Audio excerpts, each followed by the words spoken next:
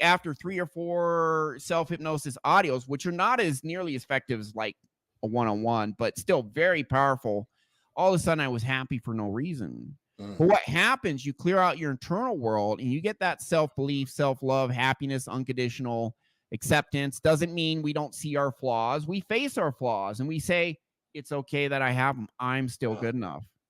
And, you know, the more I do anything, the better I get. So, and what I want's important. I'm worth standing up for. I deserve good things. I got to do the work, but I deserve them. So you get to work. And then within 2 years, wasn't even trying, my income doubled. I'm doing what I want now, you know? So it's kind of like this outer world stuff. It is an extension of your inner world. It's a reflection of. Yeah, exactly. But I don't want our audience to think, because you see people who are incredibly successful and then they self-delete. Robin Williams, Marilyn Monroe, Kurt Cobain. That's the 3 I always use. There's a guy, I don't know if he's red pill, but he was like a dating coach, not yet 30 years old. He had a Rolls Royce, multimillionaire, all the, you know, dating 9s and 10s. He just self-deleted. John Anthony, not too long ago. Not the guy in Brazil, but another guy. What you're talking about. Yeah. Self-deleted. Well, listen, like a month ago, 2 months ago, not recently. And he had everything. He had a Rolls Royce, multimillionaire, not even 30. That you can't fill that God-shaped empty void that with outside success.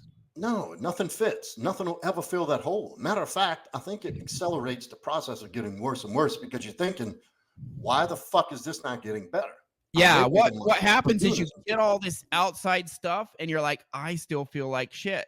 Well, that was my only plan. What am I going to do now? My plan didn't work. Now you're hopeless. Yes. And a man who feels useless and hopeless is a dangerous person. Yeah, exactly. So there are some people who become very successful in their internal worlds, you know, trauma-based, lots of toxic shame and just, you know, and that's not the way to do it. You start with the internal world, get that right.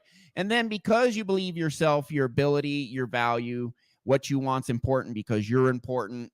The authentic, real you is the best part of you. You don't need to put a mask on and do what other people find are acceptable. Then you go out and kick ass. That's the best way to do it. And it's great, but it does start internally. I used to love when you tell me that. Go kick some ass. Yeah, man. So you can be happy now. You don't need all this external stuff, but it does kind of happen when you fix your internal world. Good shit happens. But like I said, that I started talking, you asked me what book I read.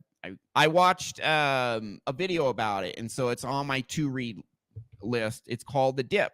It says anyone who starts, and Alex Hormozi, you know, who made 100 million by age 30, and now they're making like 200 million a year revenue or something crazy like that. And he's 34.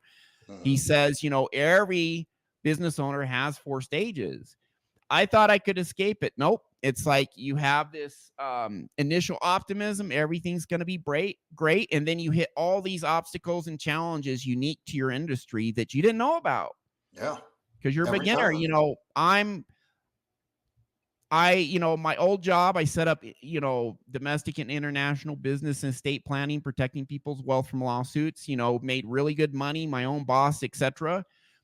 Went into this other business and digital marketing, came in not knowing shit. But I'm like, oh my goodness, I have such a track record of just absolutely changing people's lives very quickly. Like 1 session, 2 sessions. Yeah, some people need 5 or 6. 80%, 1 or 2 sessions, and they're just boom. They're like Brent Caldwell, you know? And so of course everyone's just gonna keep piling in. You know, at one point I was booked out 5 months. I was doing it. I remember that. That because I called you for a session.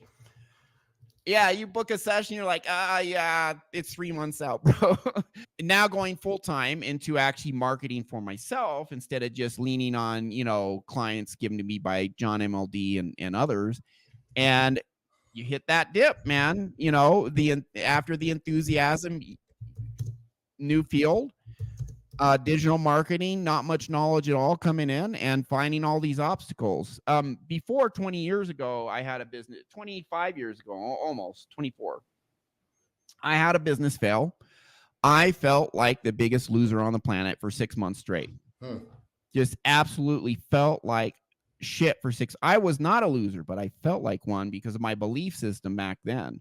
I had the roofing company fail this year. Right, my partner died, but honestly, the company is kind of struggling anyways.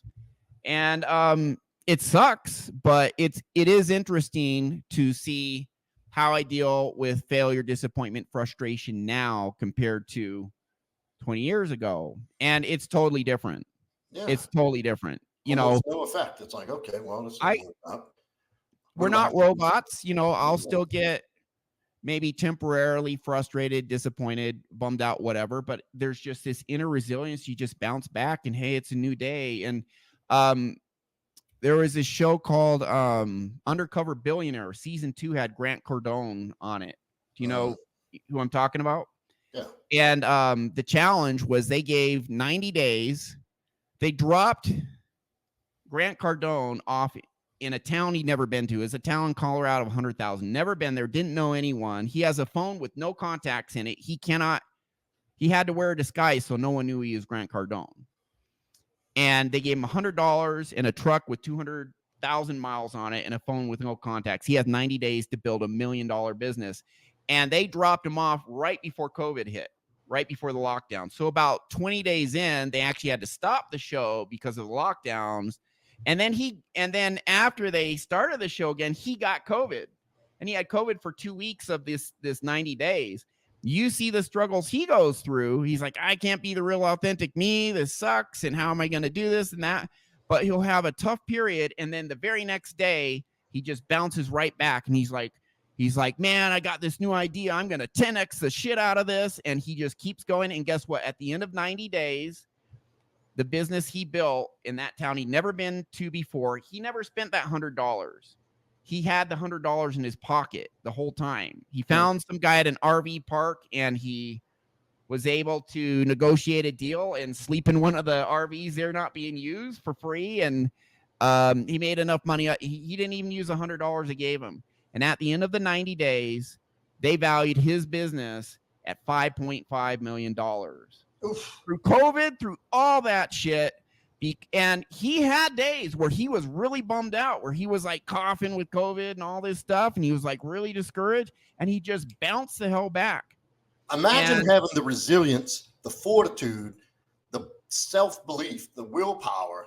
You get your inner world right. That's what you get, baby. Exactly. Look, I went through because the sun's coming down and give me just like 5 seconds, but keep talking. It looks fine to me. Okay. Keep talking though. So I went through about a year of that. A year of just one loss after another.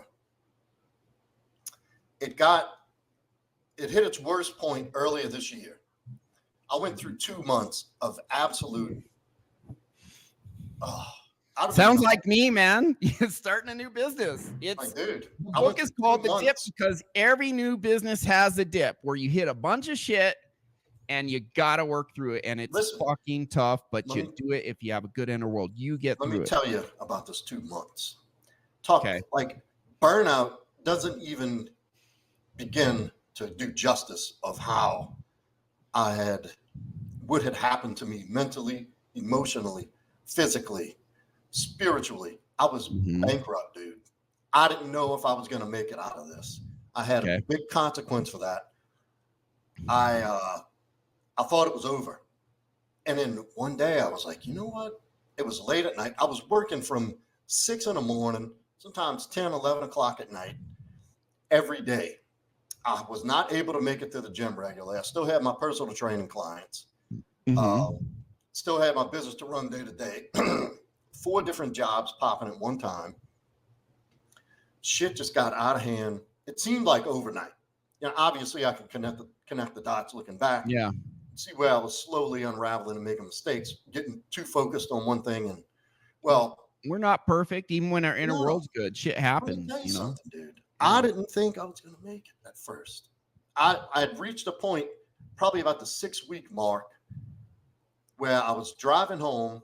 I could barely keep my eyes open. And it's like I was so stressed, burnt out. I was so tired, but I couldn't sleep. But then I could barely function the next day. If you ask me how, I couldn't even tell you.